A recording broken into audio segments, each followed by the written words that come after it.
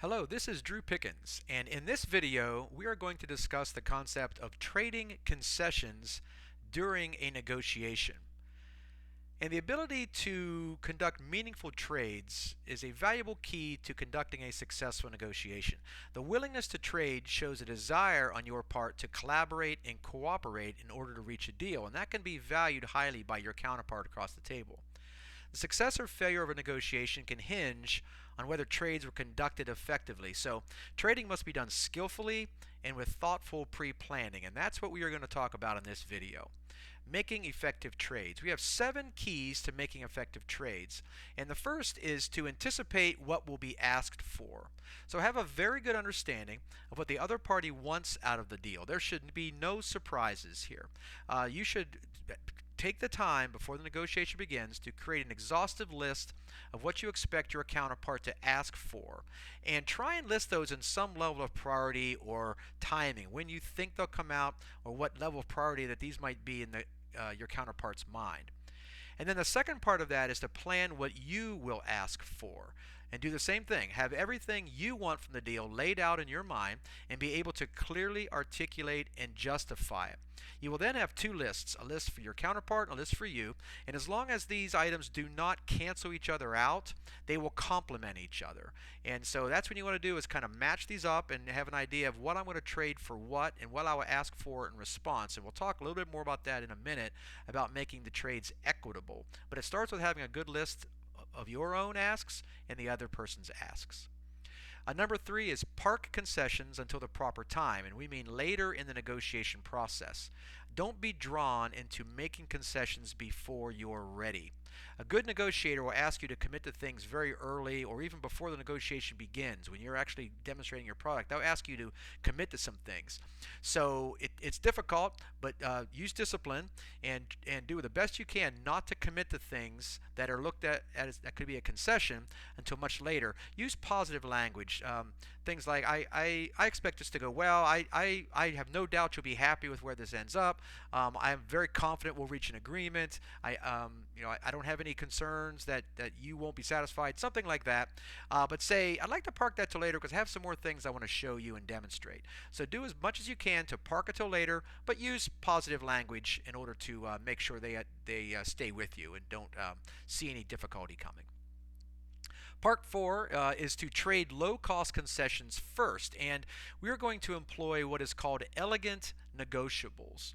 And an elegant negotiable is anything that the other party values but is of low or no cost to you. So this could be something that the other party is going to receive anyway, right? It could be a warranty, or it could be a minimal discount, or it could be buy one get one free that they're going to get anyway, something like that. But you don't want to offer that as a trade unless you're getting something in return. So put this in your list of things that the customers might want. As you look at that list, think about the things that they're going to get anyway, or things that are very low cost to you, and you're going to put those at the top of the list. You're going to call those your elegant negotiables, and you're going to trade those first. So it's very important. You don't want to give away the things that cost you a lot first. You want to give these away first and then get to the more costly things as you go along. Number 5, ensure trades are equitable. So trades should always be, as much as possible, of equal value to either party. So if they're asking for something of high value from you, you ask for something of high value from them. If they're asking for a deep discount, you ask for a quantity commitment. If they're going to ask for a price freeze or something like that, you ask for a long-term contract. So if they ask for something at the very end to lock the deal in, you ask for a referral. So you're always looking for things that are of high value to you in order to get something of high value from them. So it's very important that your trades be looked at as an equitable alignment, which is why those first 2 steps are so important to have them mapped out early. Number 6, the other party should concede or ask first. So you do not offer anything unless it's asked for. That takes discipline. You really got to concentrate and think about it and be prepared. But don't give anything away without being asked. That's the rule of thumb. And when you are asked, make a trade. So if you're asked to give up something, you ask for something in return. Nothing's free, right? Everything is a trading effort that's going on here.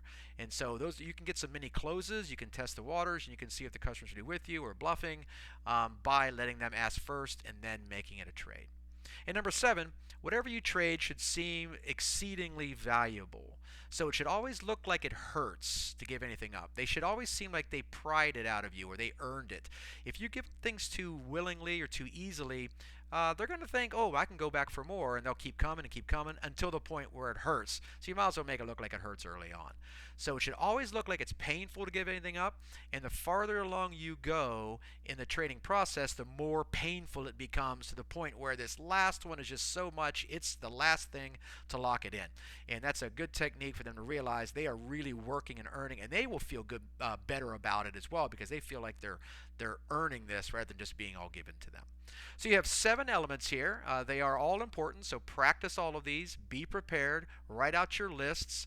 Identify elegant negotiables, match up equitability, concentrate as much as you can to not give anything away first, and this planning will really pay off in your negotiations. So again, this willingness shows that you are collaborating and cooperating with them. It's a one-for-one thing. You're working together, and this will all work out to make your negotiation more successful in the long run. But it takes skillfulness, and it takes thoughtful pre-planning, and I know you'll find it worth it. So good luck in your trading and good luck in your negotiating.